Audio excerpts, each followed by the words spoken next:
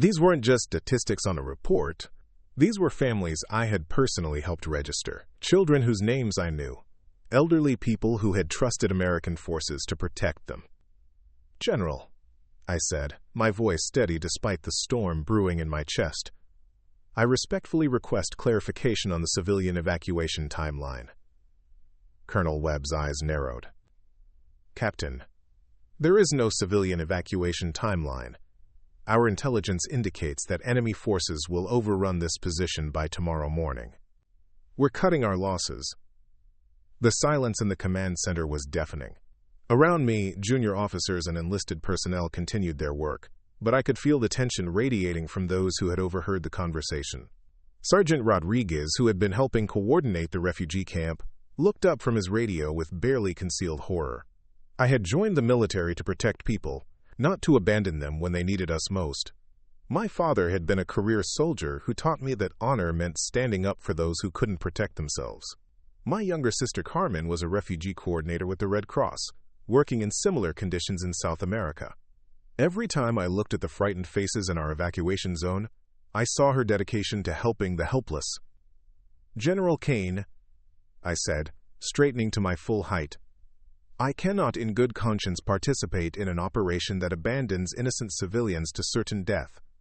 The temperature in the room seemed to drop 10 degrees.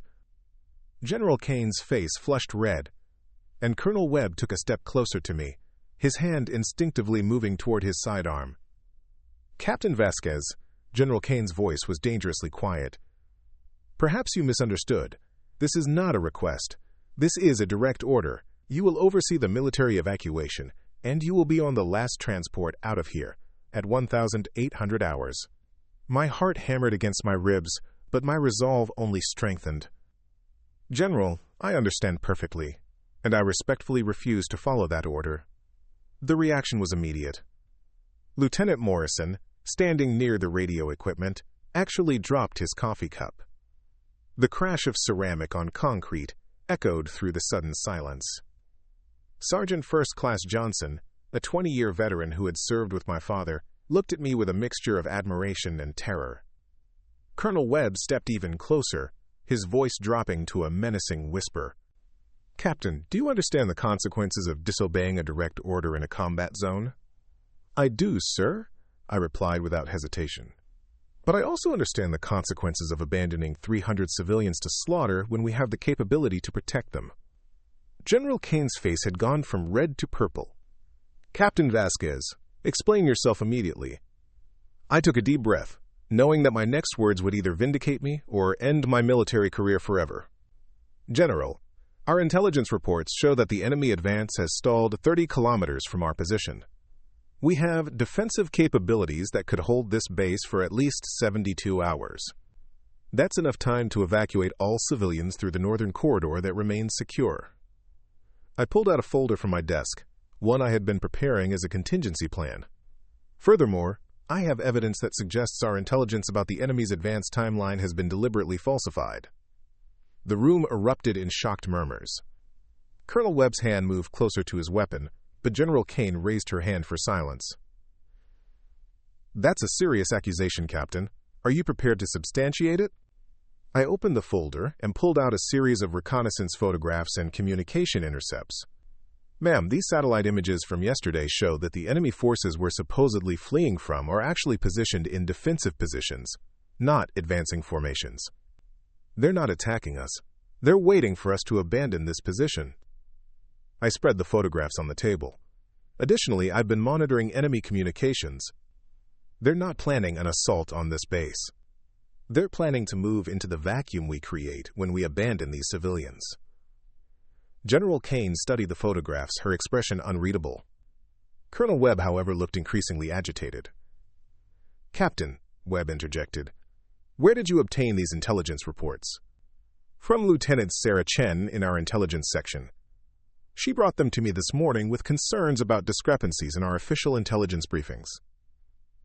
What I didn't say was that Lieutenant Chen had come to me with more than just discrepancies. She had come with evidence that someone was deliberately providing false intelligence to justify abandoning the civilian population. Someone wanted this base evacuated not because of military necessity, but for reasons that had nothing to do with protecting American lives. Colonel Webb's face had gone pale. "Captain, Lieutenant Chen died in a vehicular accident yesterday evening." My blood turned to ice. Sarah Chen had been alive and well when she brought me those intelligence reports at 0600 hours this morning. She had been planning to meet me again at 1400 hours to discuss additional findings. "Sir, that's impossible. Lieutenant Chen was alive this morning. She was supposed to brief me on additional intelligence at 1400 hours. Webb's eyes darted toward General Kane, and in that moment, I saw something that chilled me to the bone: fear. Colonel Webb was afraid, and it wasn't fear of enemy forces or court-martial proceedings. It was the fear of someone whose carefully laid plans were unraveling. "Captain Vasquez," General Kane said slowly, "you're obviously under considerable stress. The loss of Lieutenant Chen has clearly affected your judgment. You're hereby relieved of duty and confined to quarters pending a psychological evaluation." But I wasn't backing down. Not when 300 innocent lives hung in the balance. And not when I suspected that Lieutenant Chen's death was no accident. "General Kane, with respect, I'm not suffering from stress-related delusions. Lieutenant Chen discovered that someone has been feeding us false intelligence to justify abandoning this position. Her death wasn't an accident. It was murder." The accusation hung in the air like a live grenade. Around the command center, everyone had stopped what they were doing. The only sounds were the distant rumble of artillery and the steady hum of radio equipment. General Kane stepped closer to me, her voice barely above a whisper. "Captain, you're treading on very dangerous ground. If you continue down this path, there will be consequences that extend far beyond your military career." I met her gaze steadily. "Ma'am, if we abandon these civilians, the consequences will extend far beyond any of our careers. We'll have their blood on our hands for the rest of our lives." Colonel Webb finally spoke, his voice tight with barely controlled anger. "Captain Vasquez, you have exactly 1 minute to reconsider your position.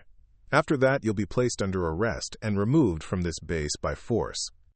I looked around the command center at the faces of the men and women I had served with for the past 8 months. Some looked terrified, others looked confused.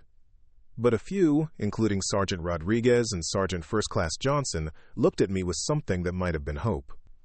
"Colonel Webb," I said, my voice carrying across the room so everyone could hear, "I will not abandon 300 innocent people to save my own career. If that means court-martial, so be it." The die was cast. In 60 seconds, I would either be vindicated or destroyed. But as I stood there, surrounded by the evidence of a conspiracy that had already cost one woman her life, I knew that some choices transcend personal consequences. What I didn't know was that my refusal to abandon those civilians would uncover a betrayal that reached the highest levels of military command, and that the next 12 hours would test every skill I had learned as a soldier and every value I held as a human being. Colonel Webb reached for his radio, undoubtedly to summon military police, when the base's alarm system suddenly blared to life. The piercing wail of incoming mortars sent everyone in the command center diving for cover. In the chaos that followed, I made a decision that would change everything. Instead of seeking shelter, I grabbed Lieutenant Chen's intelligence files and sprinted toward the communications bunker. If I was going to be arrested, I needed to get this evidence to someone who could act on it before it disappeared forever. The explosions outside provided the perfect cover for what I was about to do. The communications bunker was a reinforced concrete structure 50 meters from the main command center. As mortar rounds impacted around the base, I ran through the smoke and debris, clutching the folder that might be the only proof of Chen's discoveries. Sergeant Rodriguez appeared beside me, matching my pace despite the danger. "Captain, where are we going?" he shouted over the noise of the bombardment. "To contact higher command directly," I yelled back. "Rodriguez, did you know Lieutenant Chen personally?" "Yes, ma'am. She was supposed to marry my cousin next month." She was excited about it, not depressed or suicidal, like Colonel Webb is claiming. My suspicions solidified. Chen's death was indeed no accident, and Rodriguez had just confirmed what I already suspected. Someone had eliminated her because she had uncovered something that threatened their plans. We reached the communications bunker just as the mortar attacks ceased. Inside, Corporal Martinez was monitoring multiple radio frequencies, coordinating damage reports from across the base. He looked up as I entered, surprise evident on his face. "Captain Vasquez, shouldn't you be in the command center?"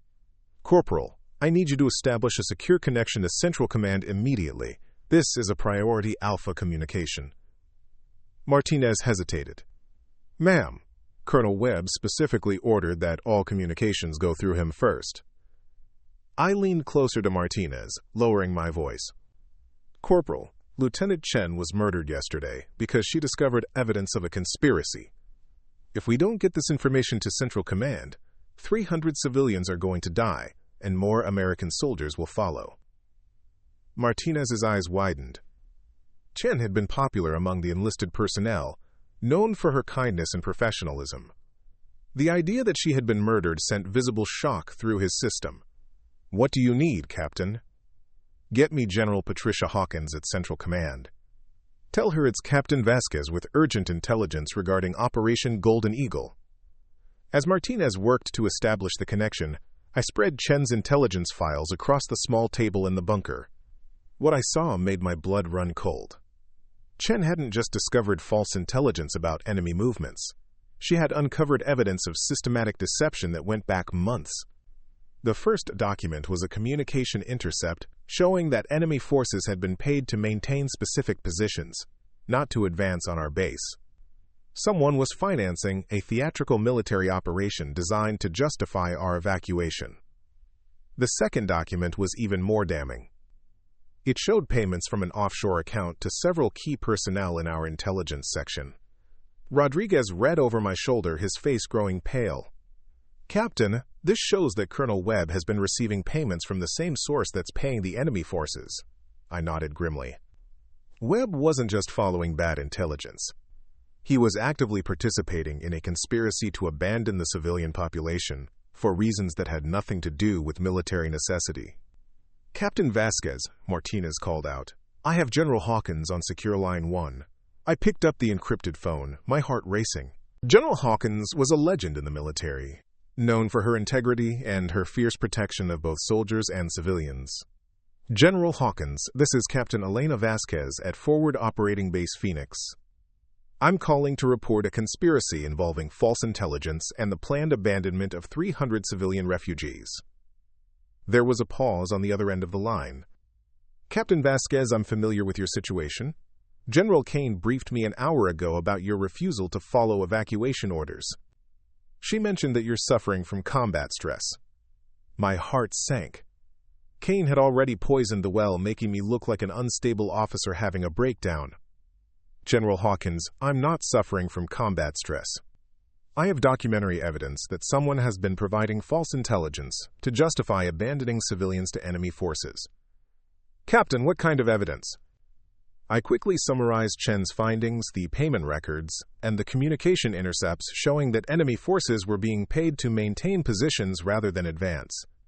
As I spoke, I could hear the general's breathing change, becoming more focused and intense.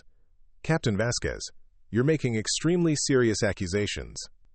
Are you prepared to stake your career on the authenticity of this evidence?"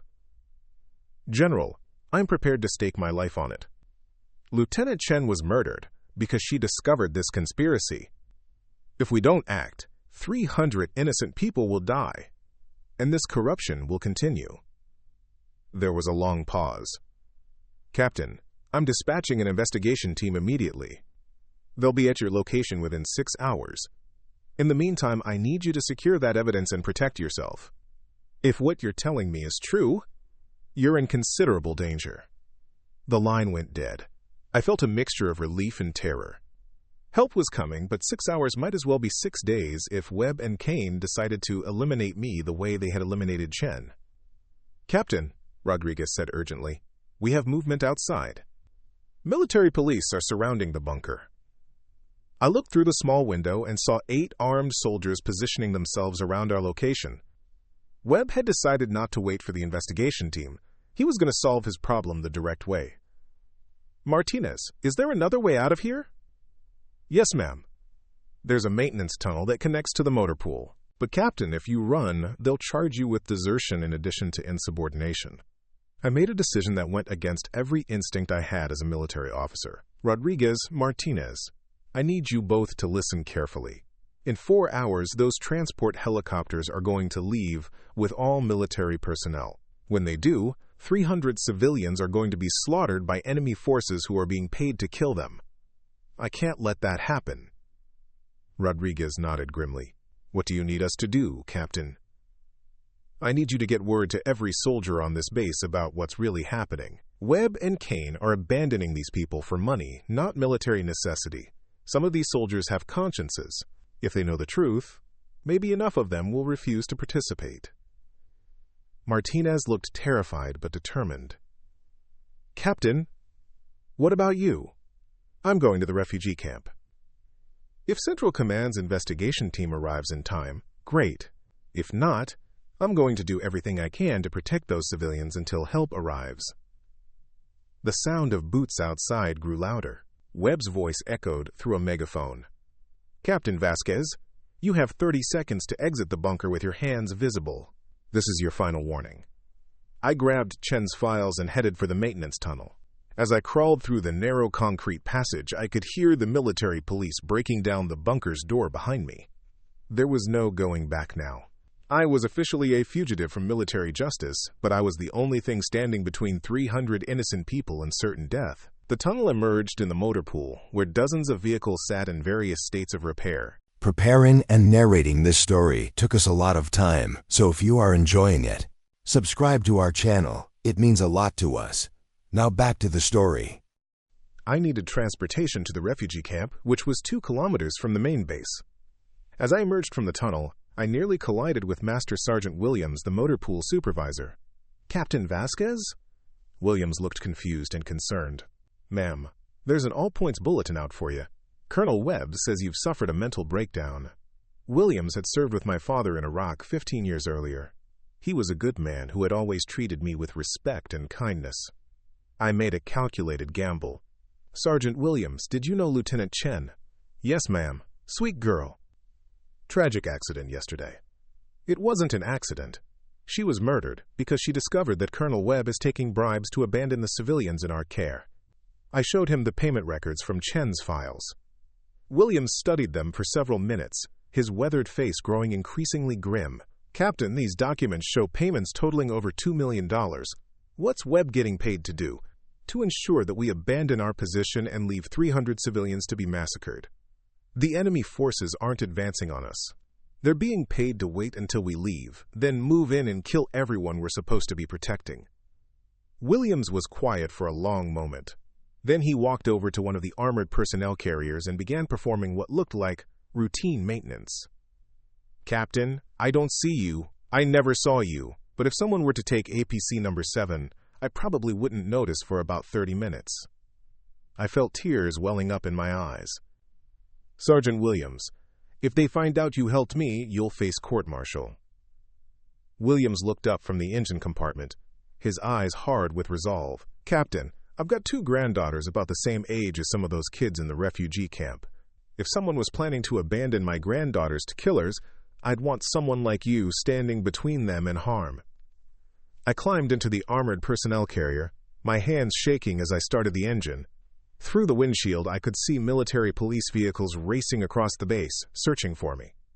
In 3 hours, the evacuation helicopters would arrive. In 4 hours, they would leave with all American military personnel.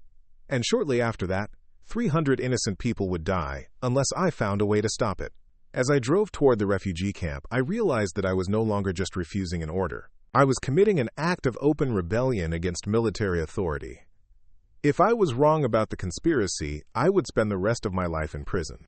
If I was right, I might not live to see the sunrise.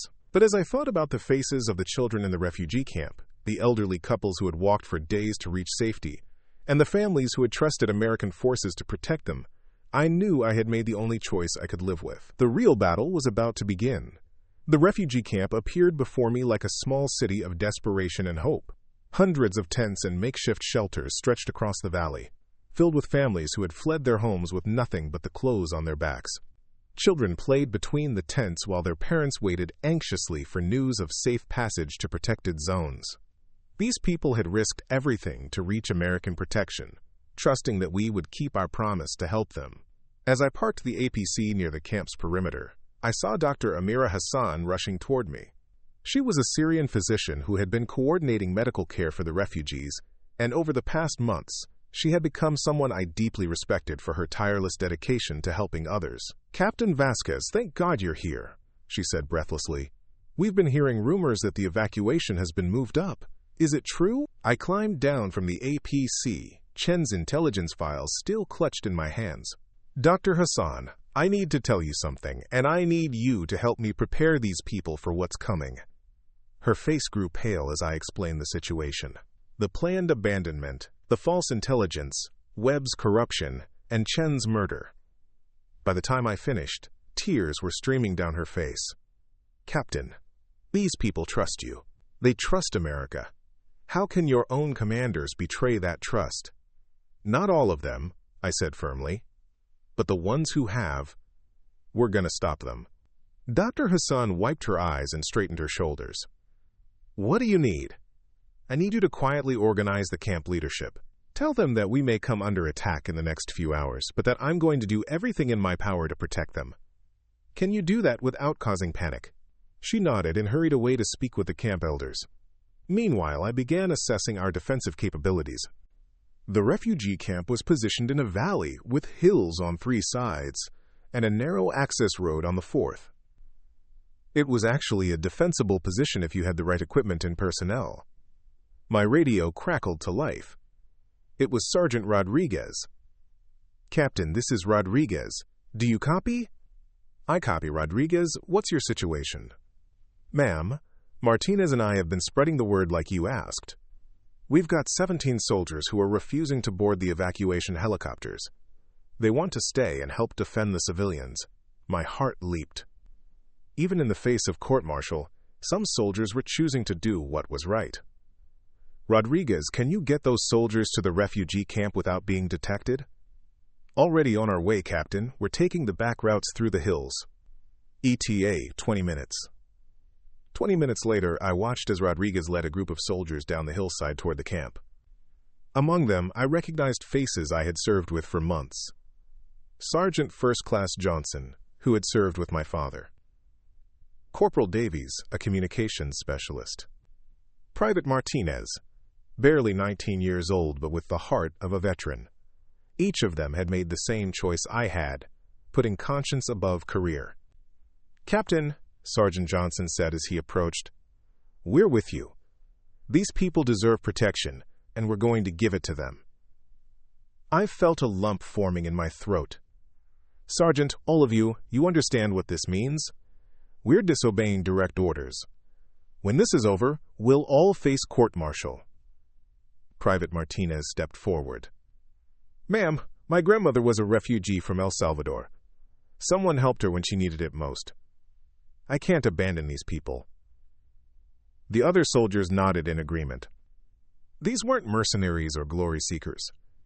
They were ordinary Americans who had chosen to risk everything for people they barely knew, simply because it was the right thing to do. We spent the next hour setting up defensive positions around the camp perimeter. Using the APC as a mobile command post, we positioned the soldiers at strategic points where they could provide overlapping fields of fire. Dr. Hassan and the camp leadership quietly moved the most vulnerable civilians, children and elderly, to the most protected areas of the camp. As we worked, my radio received an encrypted transmission. It was General Hawkins. "Captain Vasquez, this is General Hawkins. I have been reviewing the intelligence files you transmitted. The evidence is compelling, but I need more time to verify the financial records. Can you maintain your position for another 6 hours? General, the evacuation helicopters arrive in 2 hours. Once they leave with all official military personnel, the enemy forces will move in. We need immediate support. Captain, I'm expediting the investigation, but I can't authorize military action based solely on unverified intelligence. You need to hold your position until I can confirm the conspiracy."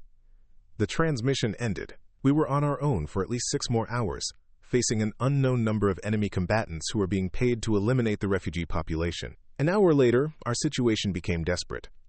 Corporal Davies, monitoring enemy communications, reported movement on all 3 hills surrounding the camp. "Captain, I'm picking up radio chatter in multiple languages. It sounds like they're coordinating a 3-pronged assault on the camp." I climbed to the highest point in the camp to observe the enemy positions through binoculars. What I saw made my blood run cold. These weren't poorly equipped insurgents. They were well-armed professional soldiers with military-grade equipment. The conspiracy wasn't just about abandoning civilians. It was about ensuring those civilians were eliminated by a superior military force. "All positions. This is Captain Vasquez," I said into my radio. "Enemy forces are moving into assault positions on all 3 hills. Estimated strength is 60 to 80 combatants with heavy weapons. We are outnumbered approximately 4 to 1. Sergeant Johnson's voice came back steady and calm. "Captain, we didn't come here expecting a fair fight. We came here to do our duty." As the sun began to set, the first mortar rounds impacted near the camp perimeter. The attack had begun. Enemy forces descended from the hills in coordinated waves, their objective clearly to overrun our positions and eliminate everyone in the camp. What followed was the most intense combat of my military career. From my position near the APC, I coordinated defensive fire while our 18 soldiers held positions they had never trained for, protecting people they had never met. The sound of automatic weapons fire echoed across the valley as tracer rounds lit up the darkening sky. Private Martinez, positioned on our left flank, radioed that enemy forces were trying to break through. "Captain, I've got about 20 hostiles moving up the ravine. I can't hold them much longer." I grabbed an M4 rifle and a bag of ammunition. "Rodriguez, take command of the APC. I'm going to reinforce Martinez." "Captain, you can't leave the command position," Rodriguez protested. "Rodriguez, if Martinez's position falls, they'll have a clear shot at the civilians. I'm not letting that happen." I sprinted across the camp toward Martinez's position, dodging mortar fragments and rifle fire. The refugees, many of whom had experienced combat before, were helping however they could. Dr. Hassan had organized the medical personnel to treat wounded soldiers, while camp elders helped move ammunition and supplies to our defensive positions. When I reached Martinez, he was bleeding from a shrapnel wound, but still firing steadily at the approaching enemy forces. "Captain, I'm almost out of ammunition, and my radio's been hit." I took position beside him and began engaging the enemy forces with precise rifle fire. My father had taught me to shoot when I was 12 years old, and years of military training had honed those skills. Each shot I fired was aimed to protect not just Martinez, but the 300 innocent people behind us. "Martinez, how many rounds do you have left?" "Maybe 30, Captain." I looked back toward the camp and saw something that gave me hope. Several of the male refugees, men who had military experience in their home countries, had picked up weapons from wounded attackers and were helping to defend their families. This wasn't just American soldiers protecting civilians anymore. This was a community defending itself. The battle raged for 3 hours. Just when our ammunition was running critically low and enemy forces were beginning to break through our perimeter, the distinctive sound of helicopter rotors filled the air. But these weren't evacuation helicopters. These were attack helicopters, and they were engaging the enemy forces on the hills. My radio crackled with a familiar voice. "Captain Vasquez, this is General Hawkins. We've confirmed the conspiracy and arrested Colonel Webb. You and your people have done extraordinary work. Help is on the way." Within minutes, enemy forces were in full retreat as American helicopters and ground forces surrounded the valley. The paid mercenaries who had been hired to eliminate the refugees found themselves facing the full might of the American military, and they quickly abandoned their mission. As medical helicopters began evacuating our wounded, I found myself sitting beside the APC, exhausted but filled with a sense of accomplishment I had never experienced before. We had saved 300 innocent lives, and we had exposed a conspiracy that reached the highest levels of military command. Dr. Hassan approached me, tears in her eyes. "Captain, I don't know how to thank you. You risked everything for people you barely knew." "Dr. Hassan, I did what any soldier should do. I protected innocent people from harm." Sergeant Rodriguez sat down beside me, his uniform torn and dirty from the battle. "Captain, what happens now?" I looked across the refugee camp, where families were reuniting and children were playing again, oblivious to how close they had come to disaster. Now we face the consequences of our choices. But Rodriguez, I can live with a court-martial. I couldn't live with abandoning these people. General Hawkins arrived at the camp the next morning with a full investigation team. Colonel Webb was already in custody, along with several other officers who had been part of the conspiracy. The financial records Chen had uncovered led to arrests in 3 different countries.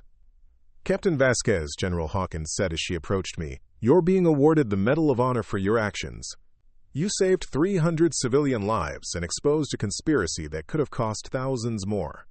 I thought about Lieutenant Chen, who had died trying to uncover the truth. "General, I accept the medal on behalf of Lieutenant Sarah Chen, who gave her life to expose this conspiracy, and on behalf of the 18 soldiers who chose to stay and fight when they could have safely evacuated." 6 months later, I stood in the Rose Garden of the White House as the President placed the Medal of Honor around my neck. But the moment I treasured most wasn't the ceremony or the recognition. It was the letter I had received from Dr. Hassan, now safely resettled with her family in Canada, telling me that the children from the refugee camp still talked about the American soldiers who had protected them when no one else would. Sometimes the most important orders are the ones you refuse to follow. The investigation that followed our defense of the refugee camp revealed a conspiracy far more extensive than any of us had imagined. 3 weeks after the Medal of Honor ceremony, I found myself in a secure conference room at the Pentagon, briefing Secretary of Defense James Morrison on findings that would reshape how we understood military corruption. "Colonel Vasquez," Secretary Morrison said, using my new rank that had come with the medal and promotion, "the financial trail you uncovered has led us to a network spanning 7 countries and involving over 40 military personnel across multiple branches of service." I sat across from him at a polished mahogany table, still adjusting to the weight of my new responsibilities. The investigation had revealed that Colonel Webb's operation was just one node in a larger web of corruption that traded civilian lives for profit. "Mr. Secretary, how extensive is this network?" Morrison pulled out a classified briefing folder. Webb was receiving payments from a private military contracting firm called Global Strategic Solutions. This company has been orchestrating conflicts in refugee zones across 3 continents, then profiting from cleanup contracts and resource extraction rights. The scope of it made me feel sick. "Sir, are you telling me that conflicts involving civilian populations have been artificially created for profit?" "That's exactly what I'm telling you. The enemy forces that attacked your refugee camp weren't insurgents or terrorists. They were paid contractors whose job was to eliminate civilian populations after American forces withdrew, clearing the way for resource extraction operations." I thought about Dr. Hassan and the families we had protected. They hadn't just been caught in a war zone. They had been targeted for elimination by people who saw their lives as obstacles to profit. "Colonel," Morrison continued, "we need you to lead a new task force designed to identify and eliminate these corruption networks before they can operate. You've proven that you can recognize these patterns, and that you have the moral courage to act on them." The offer was both an honor and a burden. Leading such a task force would mean dedicating my career to hunting down military personnel who had betrayed their oaths. It would mean constant vigilance against an enemy that wore the same uniform I did. "Mr. Secretary, I accept the assignment. But I want Sergeant Rodriguez as my deputy, and I want the freedom to recruit personnel based on character rather than rank." Morrison smiled grimly. "Colonel, after what you accomplished with 18 soldiers against a superior force, I'm inclined to give you whatever resources you need." 2 months later, I stood in a repurposed warehouse facility outside Washington, D.C. that had been converted into the headquarters for Task Force Integrity. The name had been my suggestion, reflecting our mission to restore honor to military operations involving civilian populations. Rodriguez, now a warrant officer, approached me with our first major case file. "Colonel, we've identified a situation in Somalia that matches the pattern from Helmara province. American forces are being positioned to abandon a refugee settlement of 800 people to make way for a mining operation." I opened the file and felt the familiar chill of recognition. The intelligence reports, the timeline for withdrawal, the sudden urgency that made no military sense. It was the same playbook that had nearly cost 300 lives in my sector. "Rodriguez, how long do we have?" "The evacuation is scheduled for 72 hours from now. But, Colonel, this operation has been approved by Central Command. We're not dealing with rogue officers this time. This is coming from the top levels of military leadership. The implications were staggering. If Central Command was compromised, then the corruption network had penetrated far deeper into military hierarchy than we had suspected. Rodriguez, get me General Hawkins on a secure line. We need to brief her immediately. As Rodriguez worked to establish the connection, I reviewed the Somalia intelligence reports. The pattern was identical but more sophisticated. Instead of obviously false enemy movements, the reports showed complex tribal conflicts that would supposedly make civilian protection impossible. Instead of a single corrupt officer, multiple department heads had signed off on the operation. Colonel, I have General Hawkins on line 1. I picked up the encrypted phone, knowing that this conversation would determine whether our task force had any real authority to act. General Hawkins, this is Colonel Vasquez. We've identified another global strategic solutions operation, this time involving 800 Somali refugees and what appears to be Central Command approval. There was a long pause. Colonel, are you certain about the Central Command involvement? General, I have authorization documents signed by 3 department heads and preliminary approval from the Joint Chiefs. This isn't a rogue operation like Webb's. This is systemic corruption. Another pause, longer this time. Colonel Vasquez, what you're describing would represent a fundamental compromise of American military leadership. Are you prepared to prove those allegations? I thought about the faces of the children in the Helmara refugee camp and about Dr. Hassan's trust in American protection. General, I'm prepared to stake my career on it. Again, Colonel, you have 48 hours to gather evidence. If you can prove systemic corruption at Central Command level, I'll support whatever action is necessary. If you can't prove it, task force integrity will be disbanded, and you'll face investigation for making false accusations against superior officers.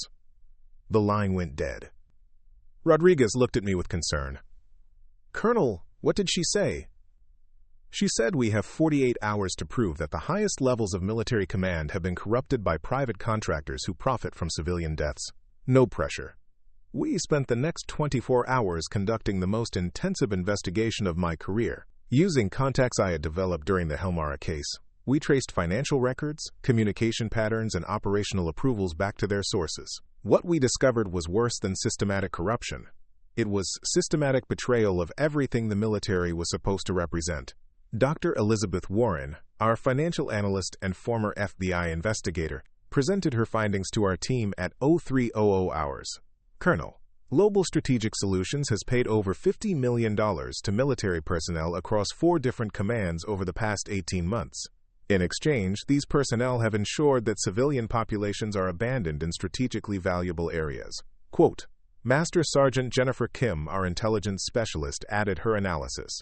Colonel, the communication intercepts show coordination between American military leaders and Global Strategic Solutions executives. They're not just taking bribes. They're actively planning operations to maximize civilian casualties while maintaining plausible deniability. I stared at the evidence spread across our conference table. Bank records, recorded phone calls, operational orders that had been modified to ensure maximum harm to civilian populations. This wasn't just about money. This was about American military power being used to facilitate genocide for profit. Team, we have 18 hours to present this evidence to General Hawkins. Dr. Warren, I need you to prepare a briefing that proves financial connections. Sergeant Kim, I need communication evidence that shows active coordination. Rodriguez, I need you to identify which specific operations have been compromised. As my team worked through the night, I found myself thinking about Lieutenant Chen and her sacrifice to uncover the truth. She had died because she believed that American military personnel should protect innocent people, not abandon them to killers. Now we had evidence that her murder was part of a much larger pattern of betrayal. At 0800 hours the next morning, I stood in General Hawkins' office with a briefing folder that contained evidence of the most extensive military corruption scandal in American history. General, Global Strategic Solutions has compromised at least 12 senior officers across 4 commands.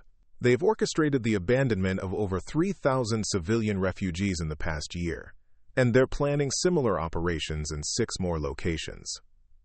General Hawkins reviewed the evidence with the intensity of someone whose entire worldview was being challenged. After 30 minutes, she looked up at me with an expression I had never seen before. Fury mixed with grief. Colonel Vasquez, this evidence shows that American military forces have been used as instruments of genocide. How many people have died because of these operations? General, our conservative estimate is over 2,500 civilian deaths that could have been prevented if American forces had maintained their protective positions as originally planned. General Hawkins stood and walked to her window, looking out at the Pentagon courtyard where young officers were walking to their assignments, unaware that their institution had been compromised at the highest levels. Colonel, I'm authorizing immediate arrests of all personnel identified in your investigation. I'm also recommending that Task Force Integrity be expanded into a permanent counter-corruption command with full investigative authority. She turned back to face me.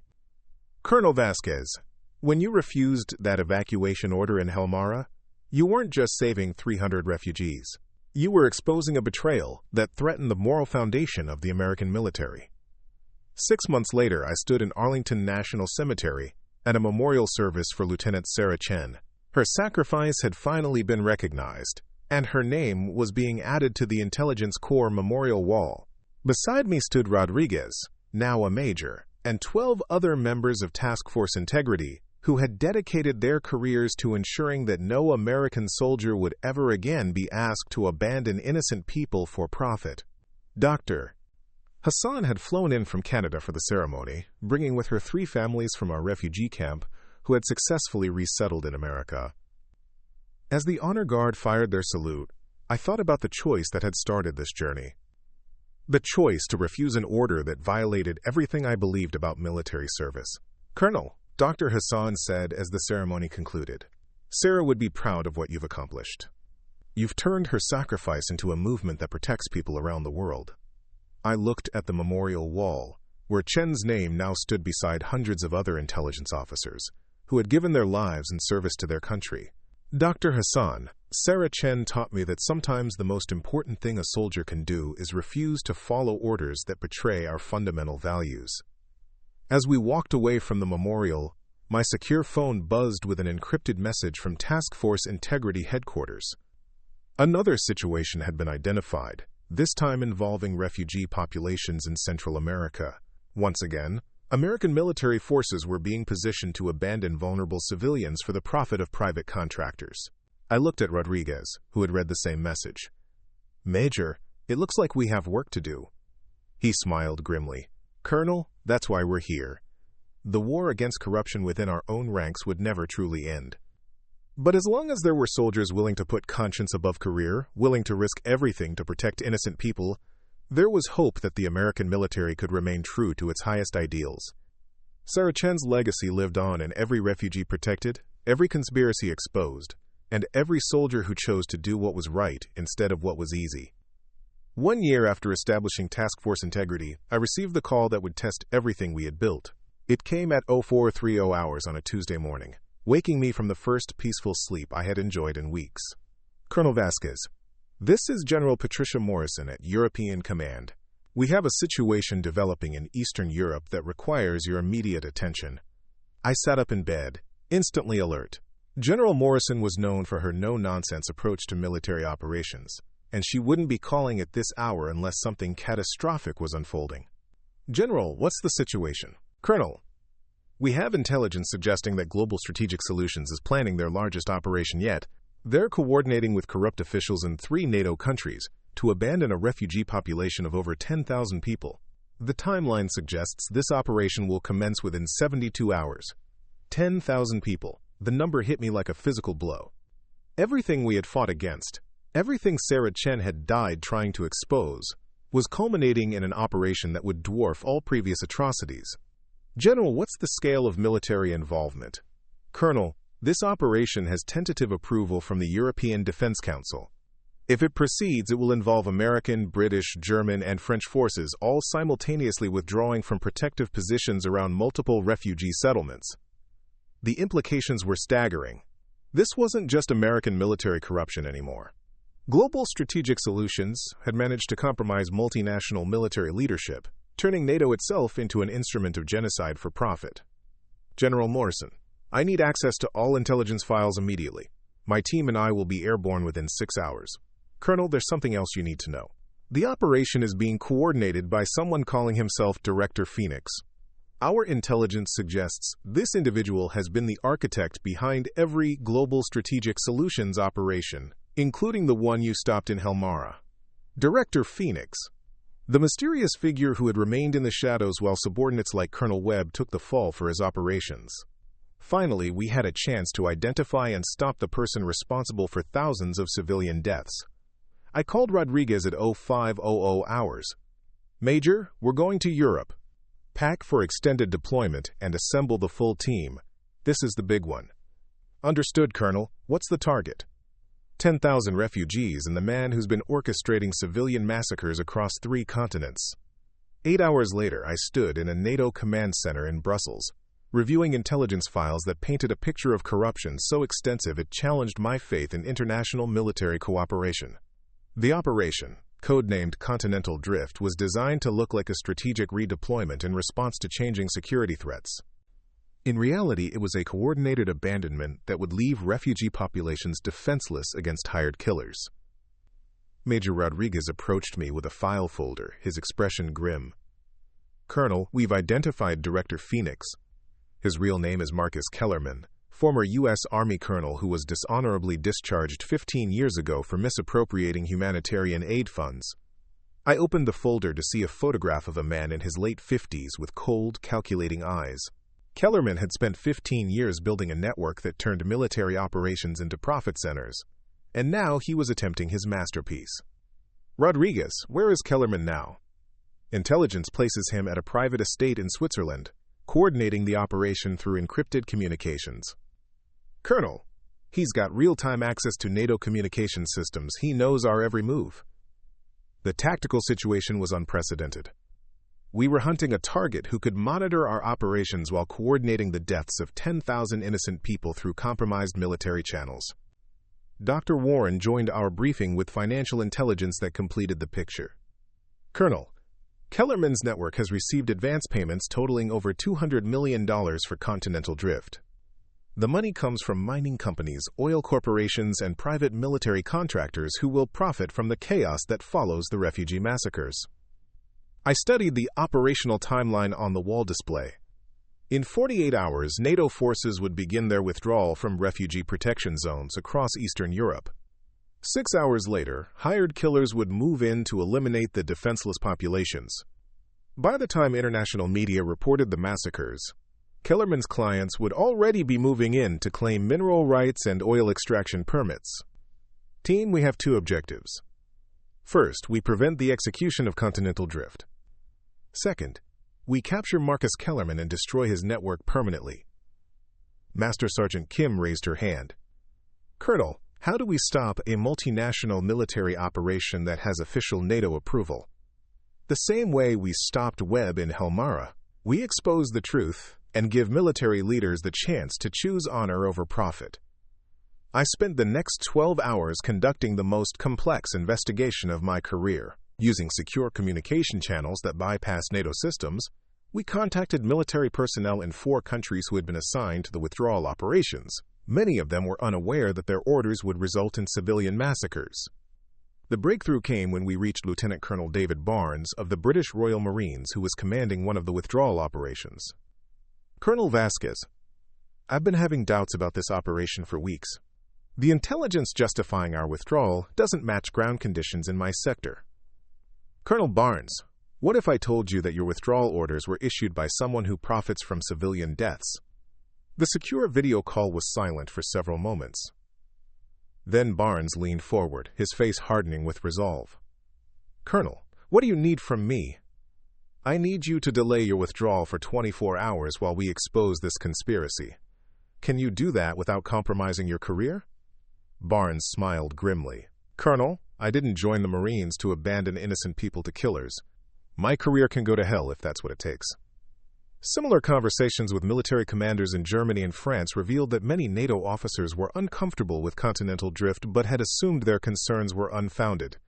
When presented with evidence of Kellerman's network, they chose to delay their operations pending further investigation.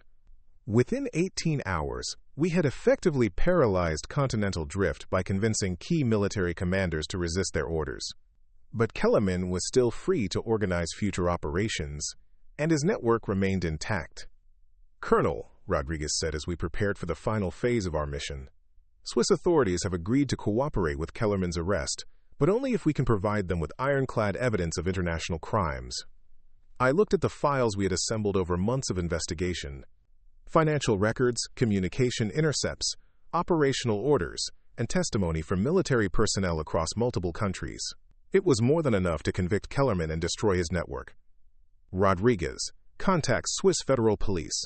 Tell them we're ready to present our case. The arrest of Marcus Kellerman took place at his lakeside estate outside Geneva.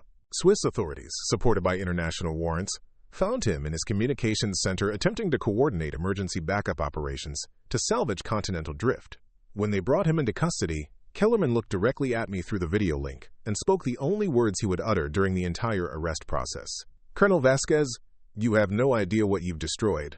The profits from refugee elimination funded humanitarian operations around the world. I was a businessman providing necessary services."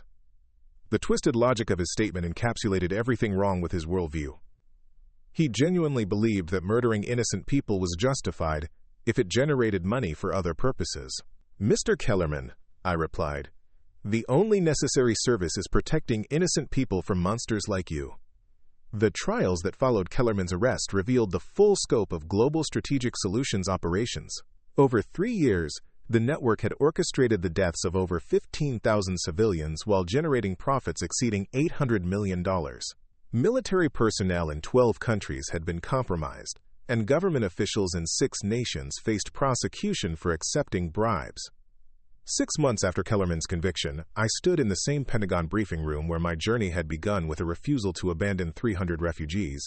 This time, I was addressing a joint session of NATO defense ministers about the establishment of International Task Force Integrity, a multinational counter-corruption unit designed to prevent future betrayals of civilian populations. "Ladies and gentlemen," I began, "the Kellerman network succeeded for years because it exploited our trust in military institutions. They counted on our assumption that orders from superior officers were legitimate and that NATO operations served humanitarian purposes." I gestured to a display showing the locations where Task Force Integrity had prevented planned massacres.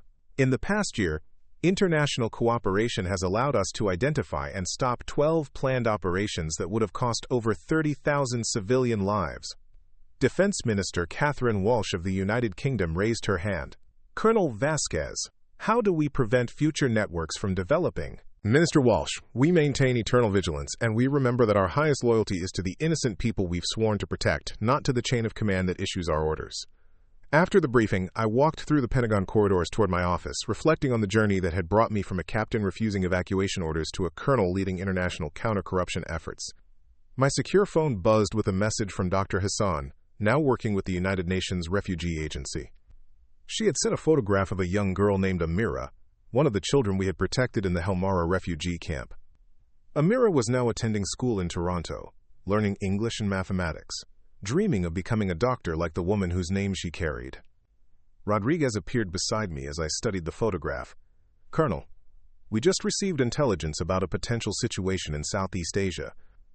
It looks like there might be remnants of Kellerman's network attempting to reorganize." I looked at the image of young Amira, then at Rodriguez's determined expression. The work would never truly end. There would always be people willing to profit from human suffering, and there would always be a need for soldiers willing to risk everything to stop them. "Rodriguez, assemble the team. It looks like we have more work to do." As we walked toward the operations center, I thought about Sarah Chen and her sacrifice to expose the truth. Her death had catalyzed a movement that now protected refugees on 3 continents. Every life we saved honored her memory and validated the choice I had made in that briefing room so long ago. The choice to refuse orders that violated our fundamental values as soldiers and human beings. The choice that had started with 300 refugees and grown into a global commitment to protecting innocent people from those who would exploit their vulnerability. Some orders deserve to be refused. Some stands are worth taking, regardless of the personal cost. And sometimes, the most important thing a soldier can do is remember that our highest duty is to protect those who cannot protect themselves. Up next, you've got 2 more standout stories right on your screen. If this one hit the mark, you won't want to pass these up. Just click and check them out.